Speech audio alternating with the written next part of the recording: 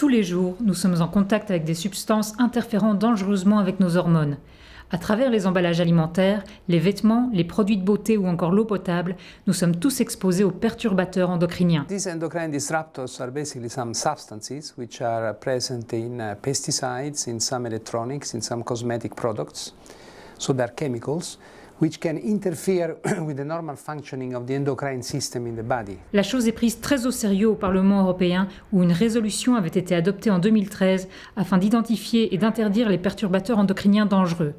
Il faut dire que les risques potentiels pour la santé sont grands, notamment pour le développement des nouveau-nés et les risques de cancer. Endocrine disruptors are harming people's health. It can lead to cancer, diabetes and also fertility problems, especially babies are vulnerable. Et quels sont-ils ces perturbateurs endocriniens? Ce sont les pesticides, c'est le bisphénol, ce sont des emballages, c'est des tickets de caisse qui engendrent effectivement ces difficultés en matière de santé. Malgré ces obligations d'organes exécutifs de l'Union, la Commission européenne n'a toujours pas pris les mesures requises par les eurodéputés et les États membres. La pression que nous devons faire sur la Commission doit être totale. D'un côté, contre nous, nous avons un lobbying effréné de la part de l'industrie chimique en Europe, ça il faut l'avoir en tête, et de l'autre côté, eh bien, nous avons, nous, des moyens politiques. La Suède a été la première à porter le dossier à la Cour de justice européenne, qui a reconnu la violation de la loi par la Commission européenne. We had the pressure and we had the demand on the Commission, but they didn't act.